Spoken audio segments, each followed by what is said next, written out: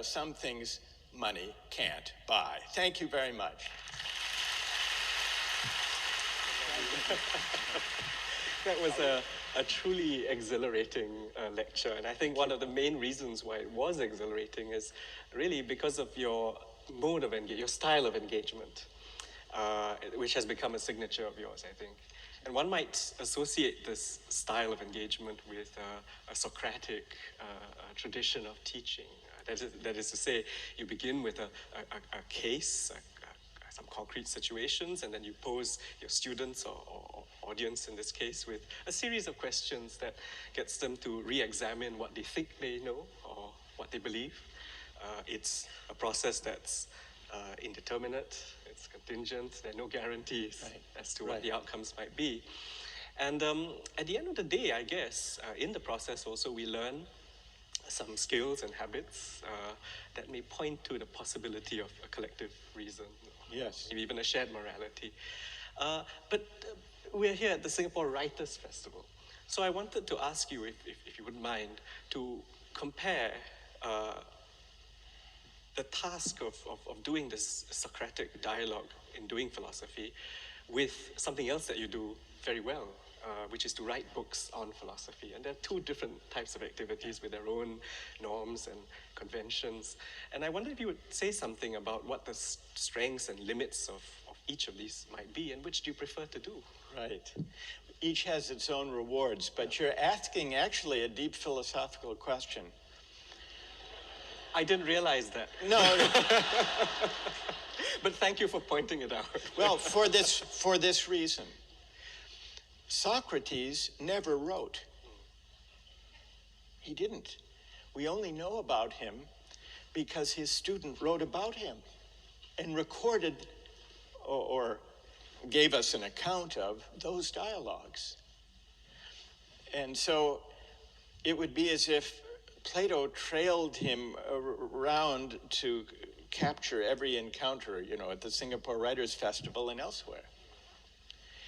And so that example suggests that maybe there is a tension between dialogue or dialectic, as we find in Plato's Socrates, and the activity of writing. I actually find it a challenge in writing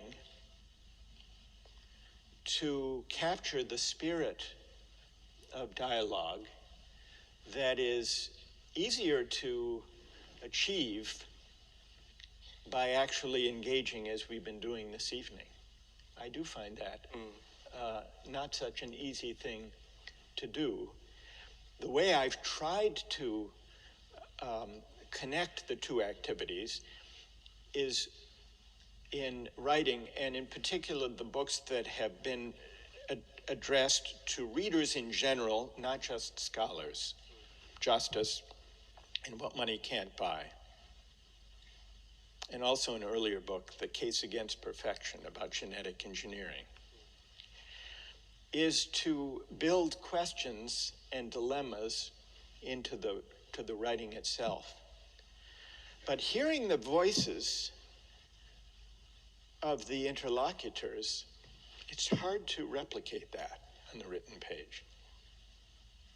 Absolutely, I can well imagine that to be the case. I mean, there's an added complication, of course, which is you are also a celebrity in cyberspace, which means one benefit of that, of course, is your reach extends far and wide, and so there's great benefit in that. But do you find that you have to also adjust yourself in your internet appearances, when you teach online, when you attempt to connect with communities in countries where people don't even speak English? How do you engage? How do you conduct philosophy in that way? Well, when we did this experiment, filming the Justice course that I taught for many years at Harvard and making it freely available online, it was an experiment in using new technology as an educational resource. And we had no idea what would happen. We also put it on public television, which is where we thought most people would see it. Well, that turned out to be completely wrong. most people, far more people have seen it online. And one of the challenges that has created, it's created an opportunity so that now when I travel to places around the world, people are already so familiar with some of, at least with the way of arguing and participating by the audience, that it almost goes without saying. It makes it easier. But it's also true that people have heard a lot of the examples and the stories before. I remember one of the first visits I made to China after we put the course online. I think it was at Fudan University or maybe at Tsinghua. I went in and students had been watching this, and they tell us that over 20 million have watched it in the Chinese. We have a translated version, translated by volunteers. In China alone, they say 20 million have watched all or part of it. I went into this hall there, and I put to them a dilemma about a lifeboat, about sailors. It's a true story from British history.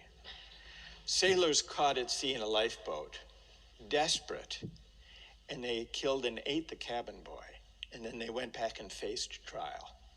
And so the dilemma is what to do with them, and what ethically should they have done. In the justice class, there was a young man named Marcus, who was a freshman at the time. We filmed the class. And he had long dreadlocks, and he raised his hand, and he defended what they had done. And his argument, as he put it, you got to do what you got to do. And then we had a debate in the class, but that was part of the film. And when I was inviting the students at Fudan to give their views on the lifeboat case, some, before I could even begin, were citing Immanuel Kant and the utilitarian view, so they were already well informed. And one of them was taking a strong utilitarian line defending the killing of the cabin boy, and when I asked him why he thought that, why the utilitarian approach was right, his answer was, you got to do what you got to do. I thought, there's Marcus's line. And Marcus had found his way to Shanghai. Yeah. And then I knew that something powerful was happening here. And not only did he answer in that way, when he did, everyone in the hall laughed with recognition. They knew that this was Marcus. So it's been an aid to, it's enabled these discussions to go more readily. There's a shared background of cases, of examples, of philosophical views, but it's also given rise to some amusing incidents. Absolutely. Like Great, thanks. I wonder if we can turn now to maybe one part of the philosophical message that you're conveying to us, I think, which is really the critique of the market. And I think it's a very compelling argument you make about market thinking and market values encroaching into social spaces where they shouldn't be. I wonder also, and I think you're probably not advancing a wholesale rejection of the market. I don't think you are. I'm not. But I wonder if you might say something about where the market might actually be a force for good. It might be a challenge or a way of transforming those more debased aspects of our social life, those corrupted aspects that are maybe less morally acceptable. And is the market also redemptive? In what way? Well, redemptive is a strong word, a strong ideal.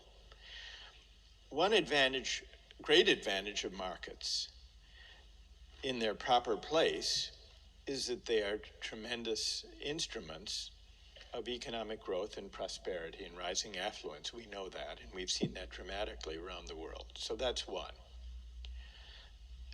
And lifting societies out of poverty. So I suppose you could say that qualifies as redemptive in a way. I think the appeal of the deep appeal of market thinking goes beyond that, goes beyond the ability of markets to deliver the goods.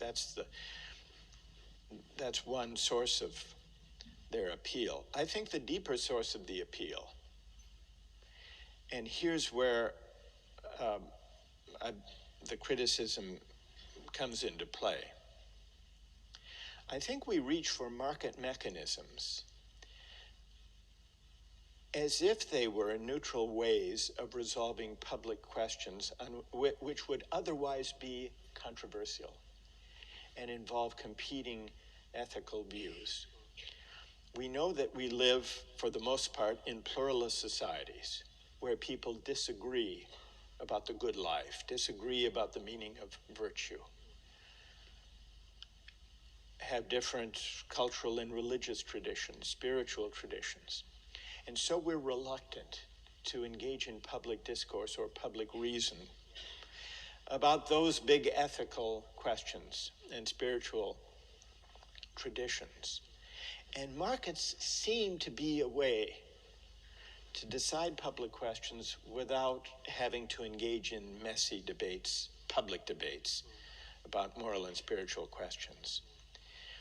But I think it's a mistake. I think this is a spurious appeal because markets they don't really save us from deciding those questions. They decide those questions for us, often without explicit public debate.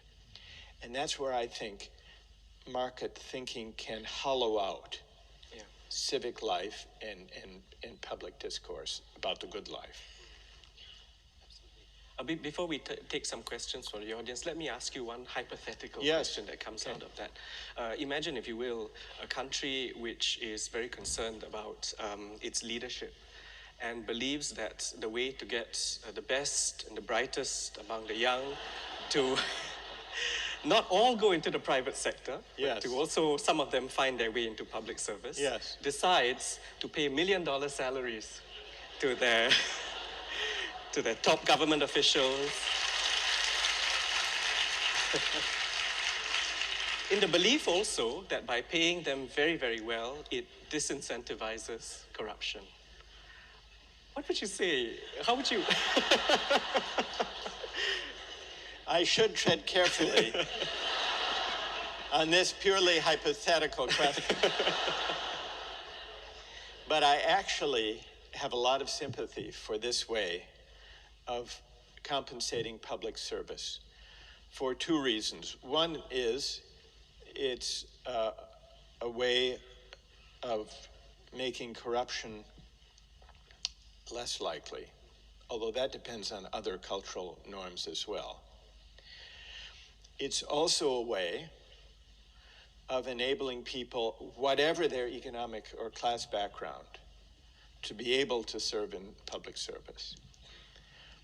But there's yet another attractiveness to this from my point of view, which is it does honor and recognize public service in a way that is not easy to achieve. And I think in too many societies, and here I'm reflecting my own American experience, public service is disparaged or not accorded a respect comparable to the social recognition that goes to people who have great success in the private economy and in business, and especially in finance. And if we really care about the common good, I think we need to honor and recognize public service. So I can't speak about the situation in Singapore. Oh. Because I don't know enough about it. True. But as a general matter, I think this can be a corrective to a tendency of disparaging public service by comparison to private business and finance. And I think that can be a good thing. Thank you very much. Let's perhaps get some questions